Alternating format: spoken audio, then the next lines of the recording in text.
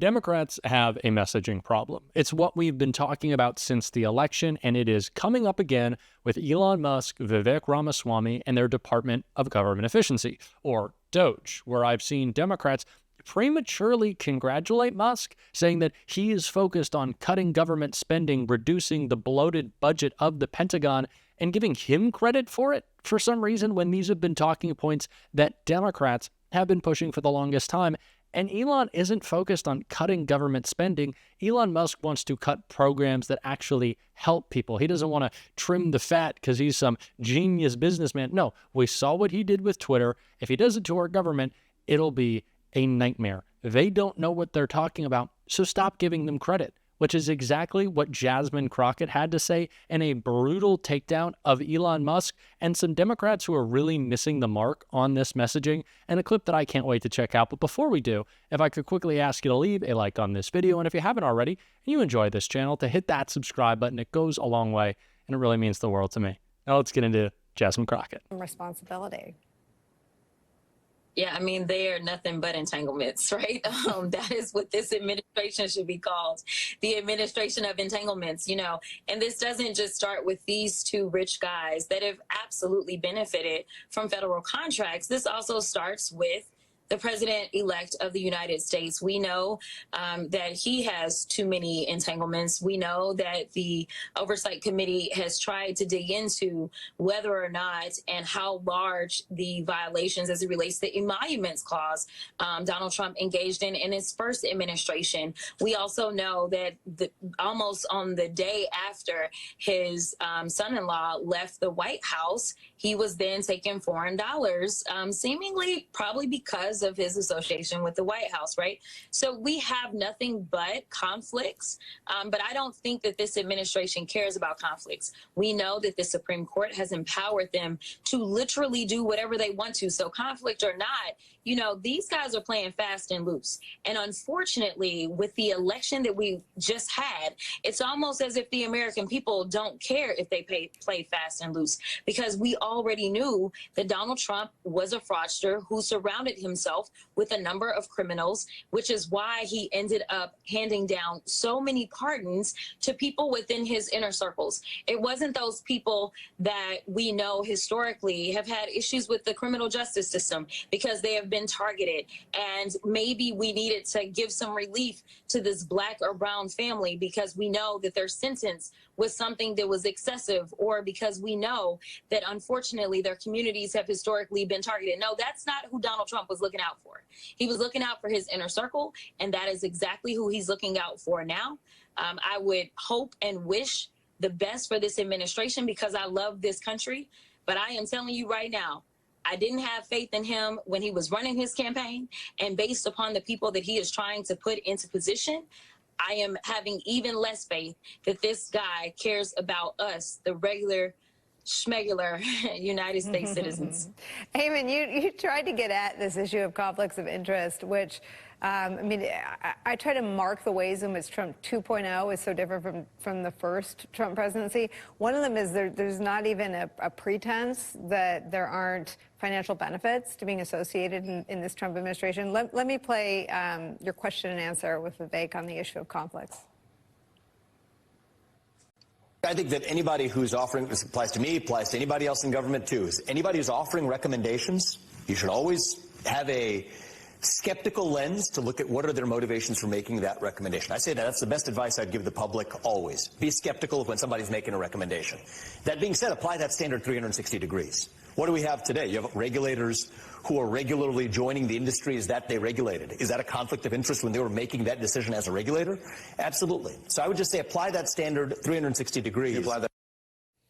I mean, I guess the problem with that is they're not applying it in either direction, at least as of yet. Yeah, I mean, look, Elon Musk, as you've been saying, is a billionaire. He gets a lot of federal contracts, and he's going to be deciding which federal contracts are wasteful. Do you think he's going to decide, you know, that his own federal contracts are the ones that are wasteful? You know, we'll wait and see. The Congresswoman mentions revenue, though, and that's an interesting one. I've got a story out that just posted while we've been on this segment on CNBC.com about the tens of thousands of American millionaires who the IRS has discovered are simply not filing tax returns at all with the IRS in violation of their tax tax obligations. That is a huge brazen tax dodge by a lot of wealthy Americans. I mentioned that story to Vivek Ramaswamy yesterday when we were talking off stage to gauge his interest in that. He seemed interested in the idea of going after some of those folks. We'll see if they embrace the idea of getting more revenue from, blatant tax dodgers as the ones that we're talking about in the story on CNBC.com right now. Usually, though, Republicans don't like anything that even smells like a tax increase. So anything that's about tax enforcement might be radioactive on the Republican side of the aisle, and they might not be able to raise revenue either when it comes down to it. We'll see. I mean, Tim, there's some sort of dissonance, right? I mean, Trump, who the first time rode this wave of almost like a slice of the Bernie coalition, is now out of the closet as a billionaire bro. These aren't even like tech bros. These are the billionaires clubs. Do you think are any laws of political gravity that still apply to him around these issues? I do. I do. I mean, I know you want to say no to that answer, right? It's like, how does he win again? But I've always thought this, going all the way back to 2016 when Democrats were asking for advice, in the super PAC and that campaign, the Hillary super PAC. And I was like, what people have not been able to get to stick to him is the way that his decisions hurt real people. And that happened in his private sector life. And I don't think that anyone on the left or on the Never Trumpers, none of us have done a particularly good job of making that case repeatedly. That feels like the distant past now.